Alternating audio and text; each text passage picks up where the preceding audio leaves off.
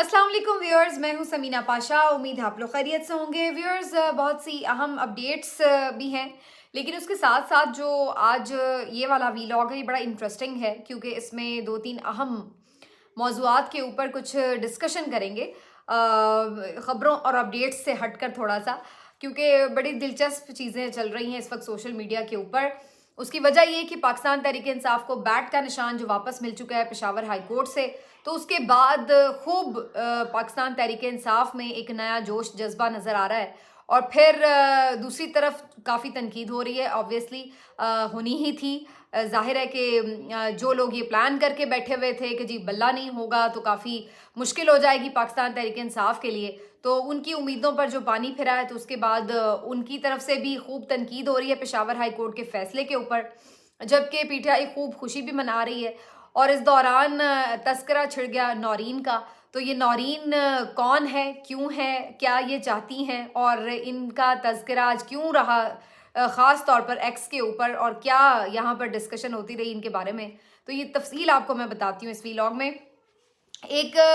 और मामला है बड़ा अहम, और वो मामला है इमरान रियाज खान ने जो एक दो ट्वीट्स पिछले दिनों की, और बाद में वो ट्वीट्स सही साबित ना हो सकी या किसी ने डिनाई कर दिया, तो उसकी बिना के ऊपर बहुत एकदम अटैक कर दिया गया इमरान रियाज के ऊपर कि जैसे पता नहीं वो कौन सा एक उन्होंने जुर्म कर दिया है कोई। तो उस सारी जो एक तनकीद है उसके पीछे क्या है, और ये वाकई क्या तनकीद जायज़ है या नहीं, इसके ऊपर थोड़ी सी बात करेंगे। और फिर शेर अफजल मरवत साहब एक दफ़ा फिर से क्रीज से बाहर निकल कर उन्होंने छक्का लगाया है, और अब उनको ये छक्का बाहर निकलना जो है काफ़ी मुश्किल लग रहा है, क्योंकि कुछ लोगों का ख्याल है कि ये नो बॉल है, और कुछ लोगों का ख्याल है कि शायद कहीं जो बॉल है वो पीछे कीपर के हाथ में तो नहीं आ गई। तो क्या इस पे कन्फ्यूजन है, इसके ऊपर बात करेंगे। बात मैं कर रही हूँ वैसे शेख रशीद साहब के मामले के हवाले से कि क्या उनके साथ पीटीआई ताबुन करेगी या नहीं, इसके ऊपर एक मुतजाद राय जो है वो नज़र आ रही है पाकिस्तान तहरीक इंसाफ में। और फिर लास्टली कुछ जब सहाफ़ियों की बात हो ही रही है, तो फिर वहाँ पर जावेद चौधरी साहब का भी आज तज़किरा होगा। जावेद चौधरी साहब बहुत खौफज़दा हो चुके हैं, और एक अजीब व गरीब किस्म के फ़ोबिया का शिकार है। मैं आपको इसके ऊपर तफसीली कुछ चीज़ें शेयर करूँगी इसी वीलॉग में। आपसे रिक्वेस्ट है कि चैनल को सब्सक्राइब कर लें अगर अभी तक सब्सक्राइब नहीं किया। अच्छा जी, ज़रा सबसे पहले यहाँ से बात शुरू करते हैं कि आज बैट का निशान जो वापस पीटीआई को मिला,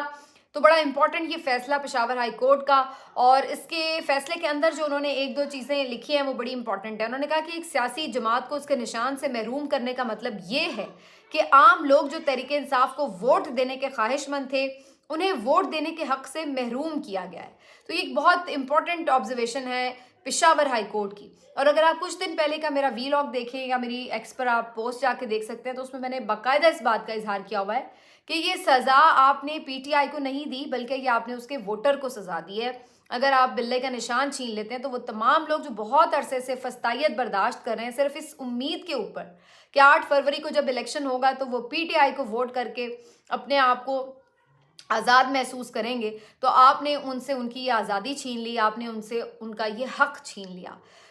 सिर्फ पीटीआई की बात नहीं, कोई भी वोटर जो भी जिस भी जमात को वोट करना चाहता है 8 फरवरी को जाकर, तो उसका ये हक है कि वो अपनी पसंदीदा जमात को वोट कर सके, उसके निशान पर मोहर लगा सके। तो ये ज़्यादती जो आपने की पीटीआई के साथ, किसी के साथ भी हुई होती तो गलत होता। तो आपने जिस तरीके से पीटीआई के साथ किया वो तो और भी गलत था कि बिल्कुल इलेक्शन का शेड्यूल अनाउंस होने के बाद जिस तरीके से एक गैर ज़रूरी किस्म की, बिल्कुल एक गैर ज़रूरी किस्म की दरख्वास्त के ऊपर इतना बड़ा फैसला सुना मारा इलेक्शन कमीशन ने, तो इसका यही अंजाम होना था जो कि हुआ है। तो ये सारी कहानी थी। लेकिन इसके बाद ज़ाहिर है कि जो लीगी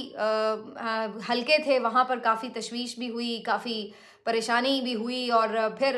बड़े मारूफ सहाफ़ी हसन अय्यूब साहब जो कि आजकल नून लीग का बहुत प्लेटफॉर्म्स पर दिफा करते हुए नज़र आते हैं, बल्कि उनकी तस्वीरें भी खींचते हुए नज़र आते हैं, वीडियोस भी बनाते हैं उनके फंक्शन पर, तो काफ़ी करीब समझे जाते हैं मियां नवाज शरीफ और उनके हलकों के। तो बहरहाल उनकी जानिब से आज रिपोर्टर्स प्रोग्राम में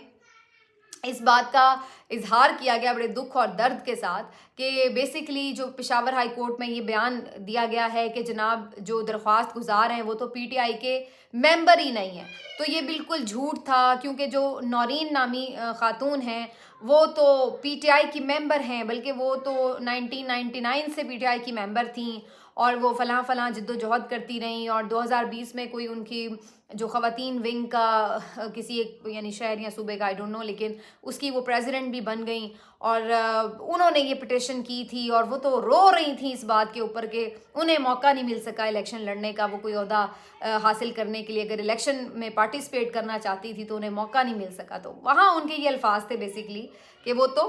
रो रही थी। और ये सिर्फ मुहावरतन नहीं, उन्होंने कहा था इससे पहले नौरीन साहिबा की एक वीडियो देखी जा सकती है कि जिसमें वो ये बात कर भी रही हैं कि जी वो इलेक्शन कमीशन के सामने आपदीदा हो गई थी, क्योंकि यही मुद्दा बयान करते हुए कि जनाब वो पार्टिसिपेट करना चाहती थी लेकिन सही तौर पर इलेक्शन नहीं हुए, तो इस वजह से उन्हें यानी इंट्रा पार्टी इलेक्शन नहीं हुए पीटीआई के, तो इस वजह से वो पार्टिसिपेट नहीं कर सकी। तो इस दुख के मारे उनकी आंखों में आंसू आ गए। तो ये उन्होंने खुद भी नौरीन साहिबा ने इजहार किया, और फिर आज हसन अयूब साहब ने जब उसका बरमला प्रोग्राम में बैठ कर 2-3 दफ़ा जिक्र किया कि जी वो रो रही है, वो तो आज तक रो रही है। तो इस बात के ऊपर फिर जो एक आपको पता है कि लाइन मिल जाए अगर पाकिस्तान तहरीक इंसाफ के सोशल मीडिया को, तो बस फिर जो उनके हत्थे चढ़ जाता है फिर उसका क्या हाल होता है। तो बस फिर जनाब वो जो किस्सा कहानी सुनी तो उसके ऊपर वो काफ़ी एक मजाक शुरू हो गया, और फिर उस पर मज़ीद मिर्चें, उस मजाक में मसाला ज़्यादा उस वक्त ऐड हुआ कि जब एक ख़ास वीडियो निकाली गई पुरानी, जिसमें देखा जा सकता है कि जब काफ लीग में चौधरी सरवर साहब ने, जो साबिक गवर्नर पंजाब थे पीटीआई के, उन्होंने काफ लीग में जब चौधरी शुजात हुसैन के साथ ज्वाइन किया तो उनके साथ ही जो और कुछ लोग पीटीआई के शामिल हुए थे, तो उनमें ये मोहतरमा नौरीन साहिबा भी शामिल थी। तो उन्होंने वो प्रेस कॉन्फ्रेंस में जो नाम लिया, तो सबसे पहले अपने नाम के बाद उन्होंने उनका नाम भी लिया हुआ था कि जी ये भी उसमें शामिल हो रही हैं। तो अब तो वो जैसे एक आपके हाथ में वो आ जाता है तुरप का पत्ता, और फिर आप कहते हैं कि लो जी अब तो आप पकड़े गए कि आप तो ये बता रहे थे कि जी वो पीटीआई की मेंबर है और वो इतनी दुखी है, और हकीकत ये थी कि वो तो ऑलरेडी काफ लीग में शामिल हो चुकी थी। और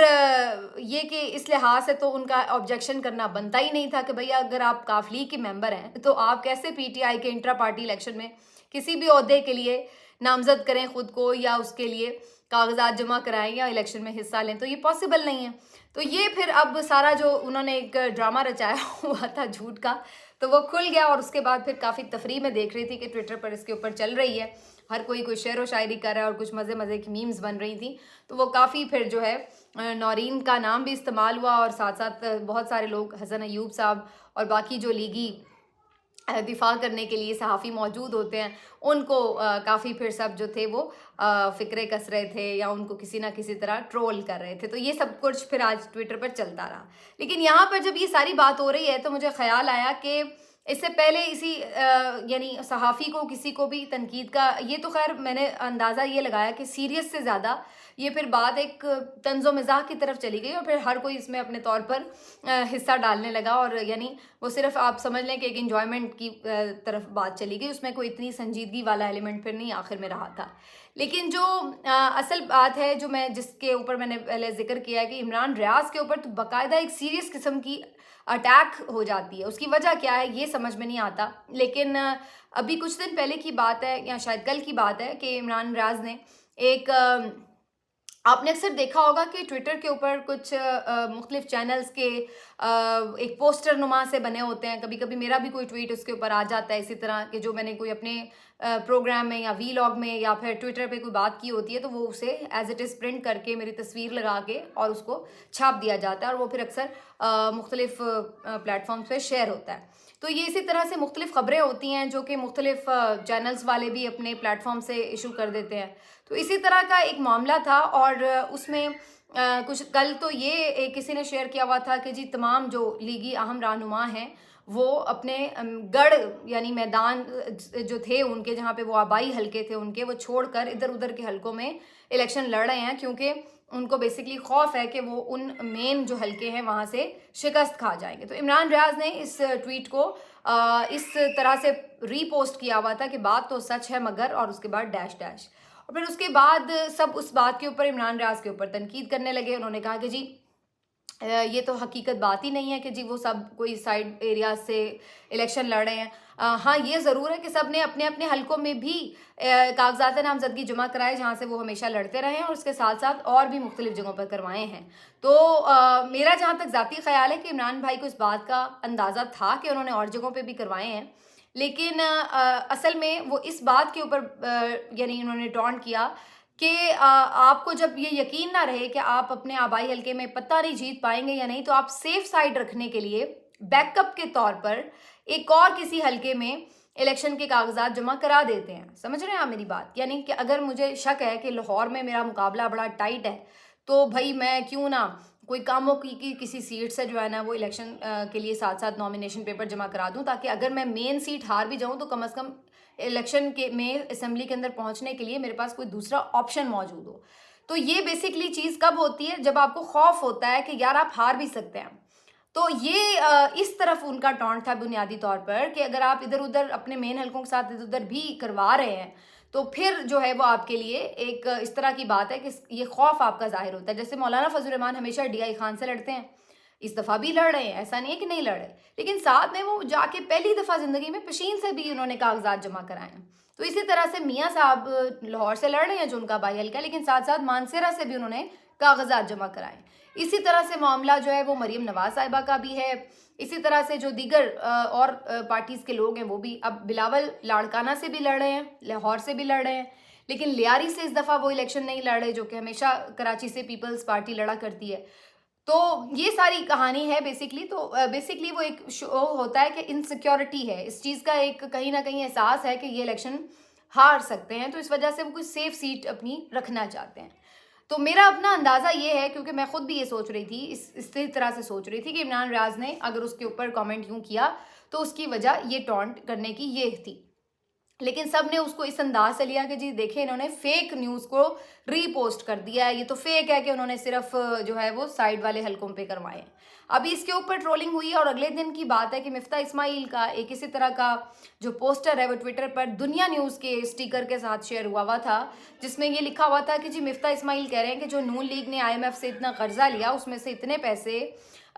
صرف میڈیا مینجمنٹ پہ لگا دیے گئے، 10 ارب روپے میڈیا کو دے دیے گئے، اور پھر اس کے ساتھ ساتھ جو ترقیاتی کاموں کے نام پر مختلف اراکین اسمبلی کو بانٹ دیے گئے، اور اسی کا خمیازہ آج عوام بھگت رہے ہیں کہ انہیں ہر چیز میں اتنا مہنگی چیزیں مل رہی ہیں، اتنی مہنگائی برداشت کرنا پڑ رہی ہے کیونکہ جو پیسے تھے وہ اصل جگہوں پہ استعمال نہیں ہوئے. تو یہ اس کا مفہوم تھا بات کا، اور مفتاح اسماعیل کے نام سے یہ بات منسوب تھی اور دنیا نیوز کے اسٹیکر کے ساتھ یہ پوسٹر بنا ہوا تھا. عمران ریاض نے اس کو بغیر کچھ لکھے اسی طرح سے ری ٹویٹ کر دیا تھا. اس کے اوپر اب تنقید شروع اس لیے ہو گئی کیونکہ مفتاح اسماعیل نے وہ جو عمران بھائی نے ری ٹویٹ کیا ہوا تھا اس کے اوپر ایک ڈینائل لکھ دیا کہ جناب میں نے ایسا کہیں پہ کسی جگہ پہ نہیں کہا. اور پھر بس اس کے بعد جو لیدے شروع ہو گئی کہ دیکھیے جی عمران ریاض تو شروع سے ہی ایسی صحافت کرتا ہے، یہ فیک نیوز پھیلاتا ہے، یہ پروپیگنڈا کرتا ہے، یہ یوں کرتا ہے، یہ یوں کرتا ہے. تو ایک تنقید کا جو سلسلہ شروع ہوا اور اچھے اچھے صحافی جو ہیں وہ لتے لینے لگے عمران ریاض کے، اور ایسا لگ رہا تھا کچھ صحافیوں کو دیکھ کے کہ وہ تو کوئی اپنی پرانی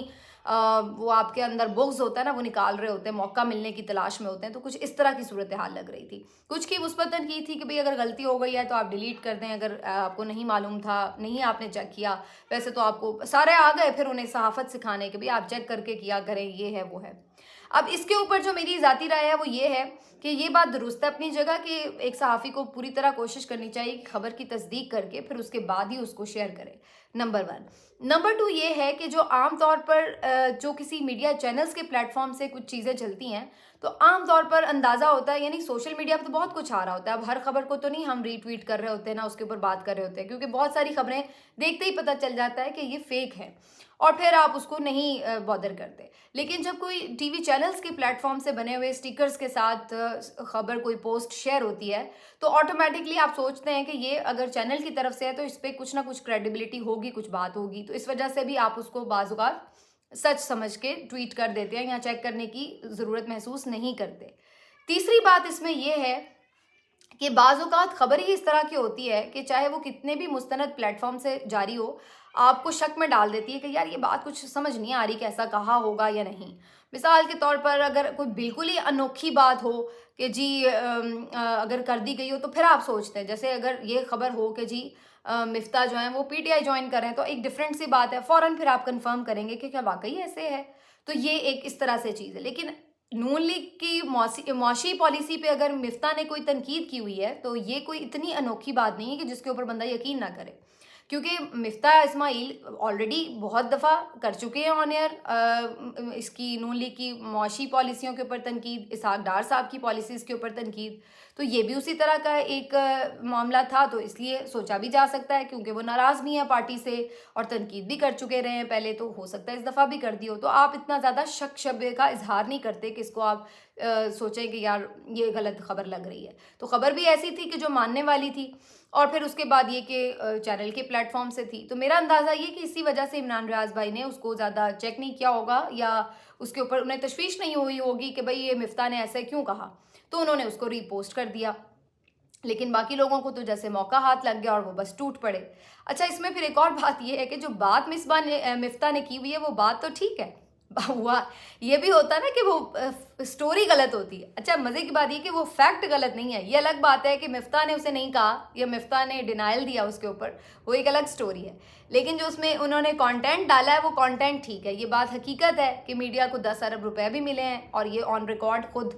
پی ایم ایل این کے مختلف جو لیڈرز ہیں, وزراء ہیں, وہ مان بھی چکے ہیں. اور یہ بھی بات اپنی جگہ حقیقت ہے, اس کا بھی ریکارڈ ہے کہ ترقیاتی بجٹ کے نام پر بہت سے پیسے جو ہیں وہ اراکین اسمبلی کو اس وقت ملے تھے. تو یہ دونوں باتیں فیکٹس ہیں, ایسا نہیں ہے کہ یہ باتیں ہی فیکٹس نہیں ہیں, یہ باتیں فیکٹ ہیں. ہاں, مفتاح نے اس وقت یہ نہیں کی ہوں گی وہ ایک الگ بات ہے, لیکن اتنی یہ وہ غلط بات نہیں تھی کہ جس کے اوپر اتنا طوفان ہو. بات ویسے ٹھیک ہی تھی چاہے لکھی جس نے بھی تھی. لیکن خیر, یہ ساری کہانی, اور افسوس کی بات یہ کہ وہ تمام لوگ, یہ 24 چینل جن کا کام ہی ہے یہ ہے کہ فیک نیوز کی فیکٹریاں ہیں, یہ نیو نیوز کے نام سے اتنے فیک سٹیکر چلتے ہیں, اتنی فیک خبریں ہوتی ہیں ان کی نیو نیوز کی, اور یہ بھی اٹھ کے جناب ان کے اوپر تنقید کر رہے ہیں اور انہیں صحافت سکھانے بیٹھے ہوئے ہیں. اور یہ ابھی ساری چیزیں چل رہی تھیں تو حسن ایوب کے ساتھ یہ بلنڈر ہو گیا کہ بھائی پھر حسن ایوب نے کیوں نہ چیک کیا کہ یہ نورین صاحبہ تو کاف لیگ میں شامل ہو چکی ہوئی تھیں, تو آپ آ کے ان کا رونا رو رہے ہیں بیٹھ کے اے آر وائی کے اوپر کہ او ہو یہ تو پی ٹی آئی کی ممبر تھیں اور یہ حصہ نہیں لے سکیں. تو پھر اس کا مطلب چیک تو آپ نے بھی نہیں کیا. اور دوپہر کو یہ سارے صحافی جن باتوں کے اوپر عمران ریاض کو ٹونٹ کر رہے تھے وہ سارے کرتوت ان کے اپنے ہوتے ہیں کہ یہ پھر اس طریقے کی چیزیں کرتے ہیں. تو بہرحال یہ ساری کہانی تھی. میں ذرا جلدی اب آگے چل لوں, ٹائم بہت ہو رہا ہے. شیر افضل اور لطیف کھوسہ صاحب ایک دفعہ پھر آمنے سامنے نظر آئے. شیر افضل مروت صاحب نے ابھی کل کے ایک ویلاگ میں یا یوٹیوب پہ کسی انٹرویو میں یہ بات کہی کہ شیخ رشید صاحب سے ہمارا کوئی اتحاد نہیں ہو رہا, اور ہم شیخ صاحب کے مقابلے میں امیدوار بھی اتاریں گے, کیونکہ ایک کلیئر پالیسی ہے کہ جس نے پریس کانفرنس کی انٹرویو دیا وہ بالکل بھی پی ٹی آئی کے ساتھ نہیں ہوگا آگے. ہاں, اگر کسی کے بارے میں کوئی ہے تو وہ عمران خان صاحب خود اس کا فیصلہ کریں گے. لیکن لطیف کھوسہ صاحب نے آج اس بارے میں بڑی کلیئرٹی سے یہ بات کی ہے کہ شیخ رشید صاحب ہمارے اتحادی تھے اور آگے بھی ہم شیخ صاحب کے ساتھ چلیں گے. تو انہوں نے بالکل اس کے ایک ڈیفرنٹ بات کر دی ہے. تو شیخ صاحب کے کچھ سپورٹرز اور حمایتی موجود ہیں پی ٹی آئی میں, اور یہ سمجھتے ہیں کہ انہیں ایڈجسٹ کرنا چاہیے, سیٹ ایڈجسٹمنٹ میں ان کے مخالف امیدوار نہیں لانا چاہیے, کیونکہ اس صورت میں پھر شیخ صاحب کا بھی اپنا ظاہر ہے ایک ووٹ بینک ہے, پھر پی ٹی آئی کا بھی ہوگا, تو دو جگہ پہ جب ووٹ ٹوٹے گا تو اس کا فائدہ پھر مخالف امیدوار کو ہوگا. تو یہ ایک سجیشن ہے کہ ویسے بھی شیخ صاحب نے کوئی باہر انٹرویو میں آ کر بھی عمران خان صاحب کے خلاف یا پی ٹی آئی کے خلاف کو بہت زیادہ ایسی گفتگو نہیں کی آبجیکشنیبل, تو اس لیے ان کو سپیس دی جائے اس بارے میں. تو بہرحال اس کا حتمی فیصلہ عمران خان صاحب نے خود کرنا ہے. حماد اظہر صاحب کا اس سلسلے میں ایک پالیسی سٹیٹمنٹ آ چکا ہے کہ بہت سارے لوگ جو پریس کانفرنس کر کے پی ٹی آئی چھوڑ کے جا چکے ہیں وہ رابطہ کر رہے ہیں اور وہ واپس آنے کے خواہش مند ہیں, لیکن ان کا جو معاملہ ہے وہ case to case Imran Khan صاحب خود فائنل کریں گے. تو ابھی آنے والے دنوں میں آپ دیکھیں گے کہ بہت سارے لوگوں کی واپسی کا امکان ہو سکے گا. وہ لوگ جو واقعی جینون مجبوری کی وجہ سے پی ٹی آئی کو چھوڑ کے گئے, وہ لوگ نہیں کہ جو کوئی موقع پرست تھے اور جیسے انہیں لگا کہ ہوا ذرا گرم چلی اور تو فوراً بھاگ گئے. تو یہ بہرحال ایک چیز اس میں اور پتہ چلتی ہے کہ شیر افضل مروت صاحب کو میرا خیال ہے تھوڑا محتاط ہونے کی ضرورت ہے. بعض اوقات وہ وقت سے پہلے بہت ساری باتیں کہہ دیتے ہیں, وہ تھوڑے ایموشنل ہیں, ذرا دبنگ سٹائل کا ہے ان کا حساب کتاب. لیکن یہ ہے کہ جب آپ کسی سینئر پوزیشن پر ہوتے ہیں تو پھر آپ کو تھوڑا محتاط ہو کے سٹیٹمنٹ دینا چاہیے, کیونکہ پھر اس طرح سے کنفیوژن بھی ہوتی ہے پارٹی میں بھی اور باہر سے بھی تنقید ہوتی ہے کہ یار ان کا پتہ نہیں کوئی آپس میں مسئلے مسائل ہیں یا کنفیوژن ہے، لڑائی ہے وغیرہ وغیرہ. تو بہرحال جی، جب پارٹی میں مختلف لوگ ہوتے ہیں تو پھر یہ سب تو ہو جاتا ہے، چلتا رہتا ہے. لاسٹلی میں آپ کو یہ بتا دوں کہ جو جاوید چودھری صاحب ہیں وہ بیچارے بہت پریشان ہیں.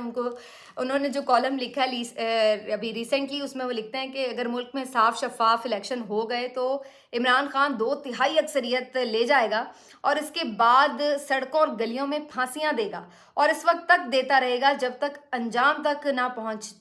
پہنچائے. مگر سوال یہ کہ کیا پاکستان اس وقت تک رہ جائے گا؟ میرا نہیں خیال کہ یہ اس وقت تک پاکستان رہ جائے گا. تو انہیں پتہ نہیں کیا خوف و ہراس نے جو ہے گھیرا ہوا ہے اس وقت کہ عمران خان آئے گا تو کوئی جنگ و جدل کر دے گا، ہاتھ میں تلوار لے کے کھڑا ہوگا. مجھے لگتا ہے وہ ایسے کوئی خواب دیکھتے ہیں کہ وہ ہاتھ میں ایسے تلوار لے کے کھڑے اور یہ سر قلم کرتے چلے جا رہے ہیں.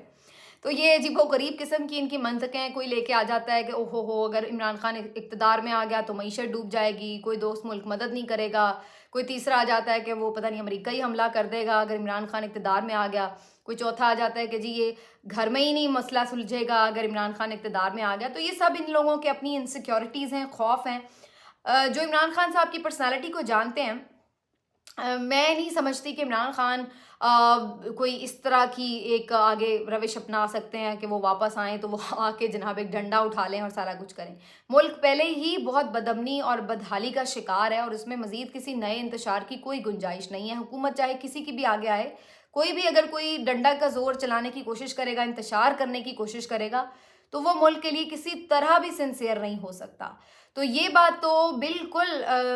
یعنی ایک عجیب و غریب سی بات ہے. یہ ایک لطیفہ ہی ہے جس پہ ہنسی آ سکتی ہے، لیکن یہ بیسکلی اسی قسم کے لوگ ہیں جو ایسی باتیں کر کے جو فیصلہ ساز ہیں ان کے دماغوں میں بھی یہ بٹھا دیتے ہیں کہ بھئی یہ بندہ تو پتہ نہیں کوئی کیا خناس لے کے سر میں بیٹھا ہوا ہے اور اگر اس کے ہاتھ میں اقتدار آ گیا تو یہ آپ کو نہیں چھوڑے گا، یہ اس کو نہیں چھوڑے گا، یہ فلاں کو نہیں چھوڑے گا. تو ایسا کوئی اتنی جو ہے وہ کیفیت نظر نہیں آتی. اور عمران خان صاحب سے جب اس بارے میں کبھی سوال بھی ہوا ہے تو وہ اس پہ بڑا زور سے کہکا لگا کے ہنس دیتے ہیں کہ یہ کیسی بے وقوفانہ سی بات ہے. تو ظاہری سی بات ہے پہلے اتنے ملک کے چیلنجز ہیں، جو بھی حکومت آئے گی اس کو ان چیلنجز کے اوپر فوکس کرنا ہوگا، نہ کہ وہ یہ اس قسم کی اوچھی حرکتوں پہ اتر آئے کہ آ کے انتقامی کاروائیاں شروع کر دے. پہلے ہی ملک بہت جھیل چکا ہے. ہاں، جنہوں نے کوئی خلاف قانون کام کیے ہیں ایسے کہ جن کی معافی نہیں ہونی چاہیے، وہ ریاست اپنے قانون کے مطابق دیکھے، یہ ہونا چاہیے. لیکن ایسے کوئی سب اپنے سکور سیٹل کرنے بیٹھ جائیں گے تو پھر تو بات نہیں بنتی. ملتے ہیں آپ سے اگلے ویلاگ میں. اپنا خیال رکھیے. اللہ حافظ.